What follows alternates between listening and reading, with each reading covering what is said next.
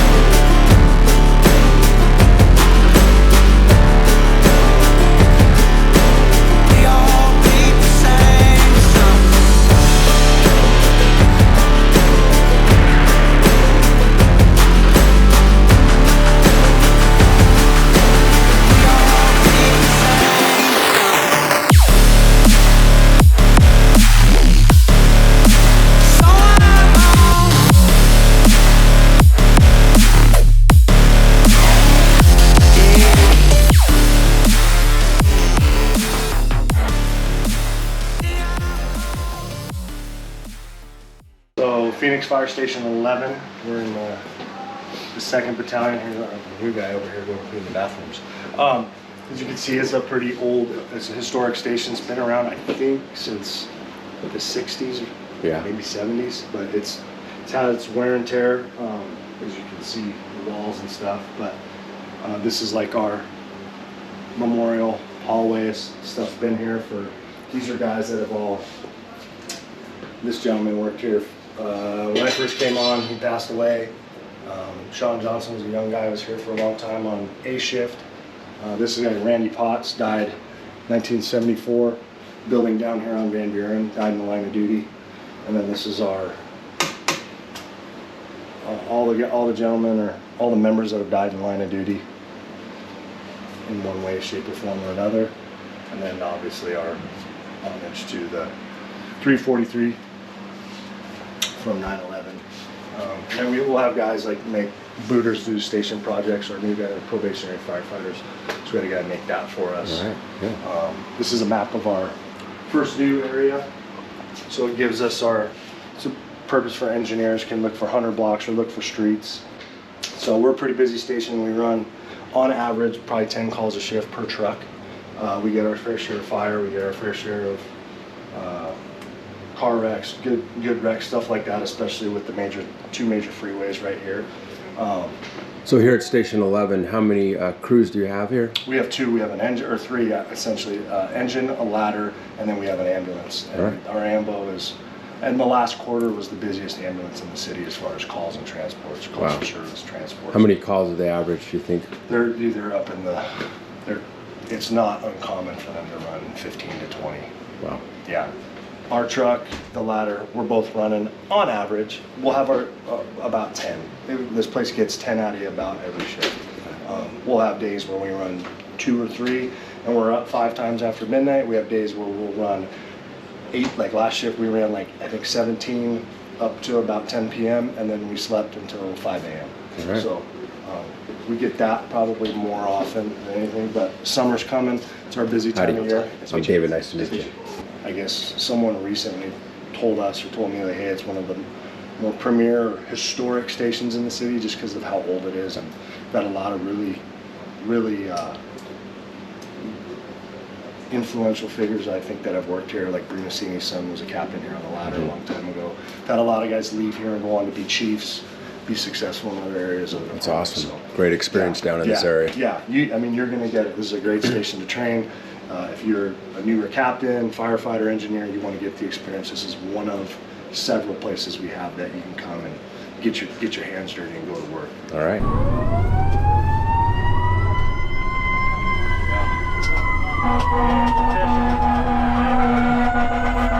I know they are.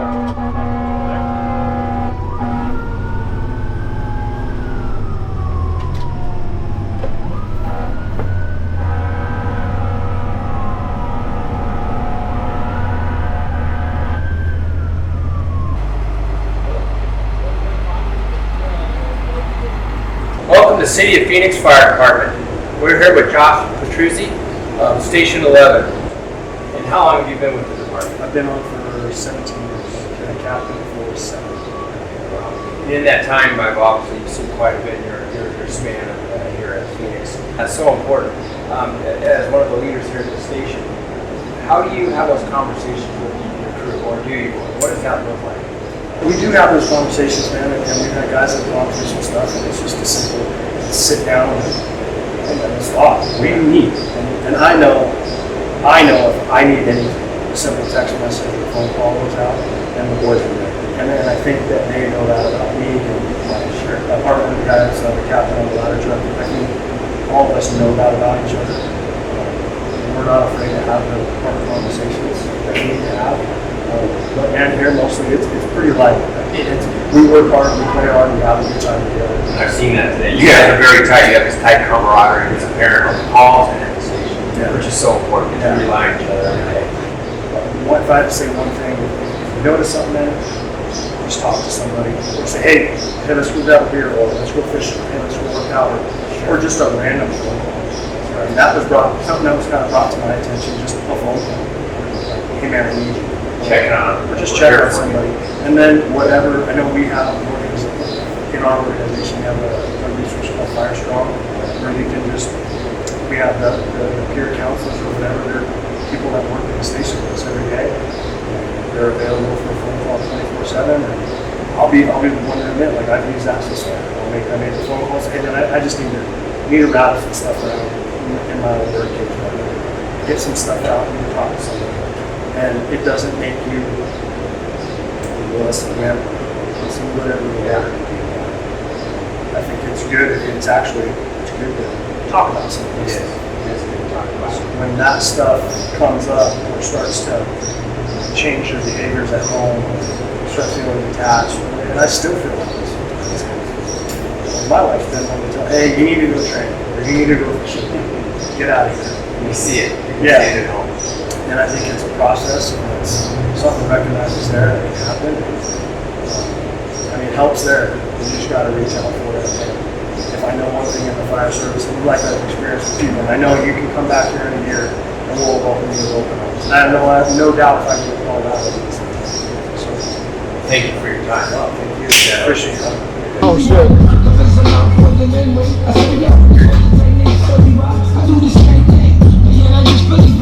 She said I never did with Billy Bush because I heard that's what Philly starts. I said nah, I run slower. When I was but maybe later on I can keep show you. Yeah, the Lord is the Lord that we live by. Day by day I wonder why my shorty had to die. I reminisce over my ghetto princess. Wrap it up on my shoulder. Yeah, the Lord is the Lord that we live by.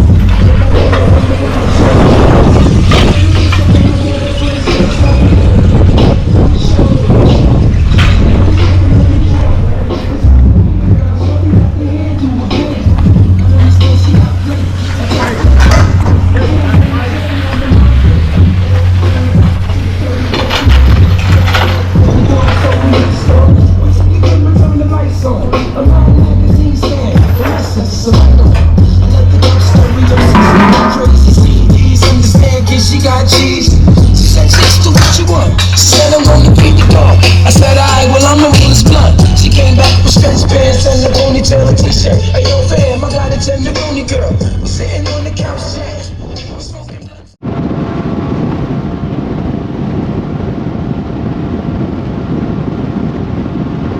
So what are you putting on there now? This is a skinny dipper, just a little kind of do nothing swim bait. The paddle, the tail waggles nice. You can fish it on top of the water, let it sink, and you just, so when you throw it out, and then you just point the rod tip at the water and just reel it. Got it. And usually, like that one, he hit it, that thing hit the water, and I hadn't even I clicked the rail. As soon as I turned it once, he smoked it. But to answer your question, I think, see that? To answer your question, I think now the biggest stressor, what the stress part is, we know so much now. We know cancer prevention. Cancer is such a big deal. I've lost one guy I knew. I grew up with some of his family that died of cancer, and I had a really good friend of mine that when I became I knew him. We worked out together. We went to concerts together. Rick Tejas. And then I was blessed to work on his truck as a captain on a temp for a year and a half. And when I left, after I left, he came down with cancer and he was dead within 6 months. And, job related, they proved it. We had another guy shortly thereafter who's a family, is in the fire department, young guy, stud, up and comer, whatever, gets diagnosed with cancer and he's dead 8 months later. So that is being brought to our attention all the time, the decon stuff, and it's warranted, but I think that brings stress to guys. Like, guys are always worried about it. Like, I don't even know where to go to get checked for cancer. Or how. I think you got sleep deprivation, how real that is, and all the things like, oh, well, you could be irritable, you can be, and I experience that. Like, I know when I come home, if I don't sleep, like, I gotta get a nap or I gotta sleep, because then there's often times where I'll come home. My big thing is, like, I'll give more patience and grace to patients than I do my own kids sometimes, and that's not fair, and that's not the way to be or live or whatever. But it's the fact of the matter. And so you've got all that what I was saying with, like, the social media stuff and research and all. It's now becoming very analytical, and everything is analyzed and looked at, and all that information's out there. And I think that partly stresses guys out. I would say, I know it does me, because you're always saw some of the most unselfish, brave acts that I've ever seen. Because when COVID first hit, we didn't know. No. I don't think anybody, like, you didn't, like, dude, as far as I knew, like, it was emotional, because it's like, well, hey man, like, I know what I signed up for. And my dad told me one time is, he goes, hey, your whole career, you can work as hard as you want you can avoid the calls and the bad areas of town, and you can stay safe, all that stuff. But at some point in time, rent's due. You got to pay the man. And he said his philosophy was always he would rather be prepared to do that than by getting experience and working at good stations and busy stations than not.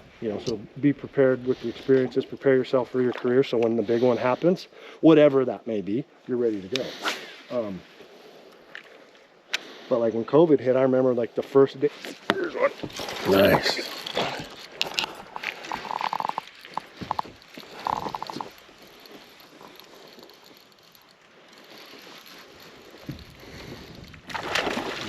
Freaking, that's a toad, buddy.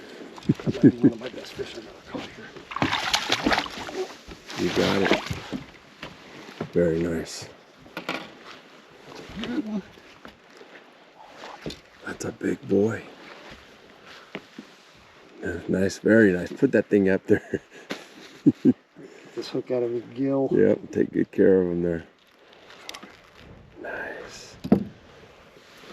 Very nice. What do you say? How many? It's probably 3, Yeah. 3.5, maybe not. Good looking They always fish. feel better at first, but Excellent job. There we go. He's a little fighter. He's a little scrappy thing.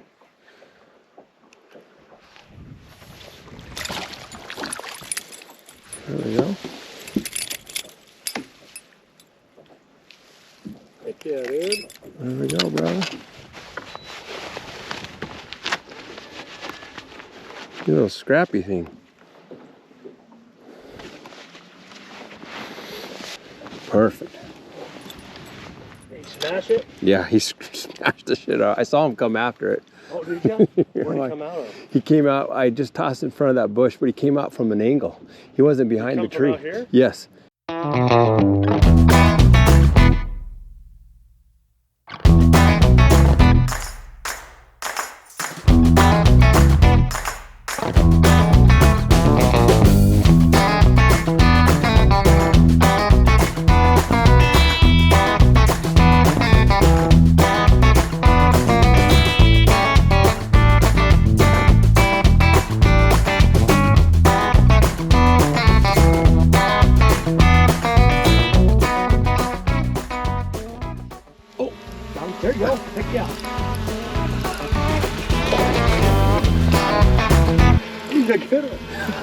He's an awesome size one.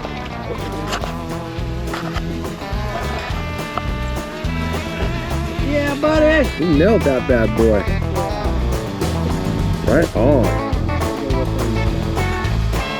Oh, it's so fun. All right, hold on to that thing.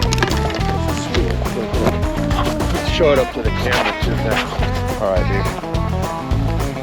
Right on, bro. Yeah, nice job, buddy.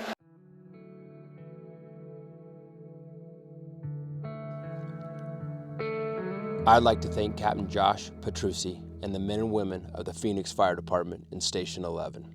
Captain Petrucci recognizes the impact the job has on mental and physical health, and he encourages and practices an environment of open conversations. His passion for fishing helps him balance his home and work life, and has provided him the release that so many firefighters have yet to find. My hope is that the more we shed light on these issues, the more people we can help. If you are a firefighter and are struggling, please utilize the support systems that are in place, and never hesitate to reach out to one of our own.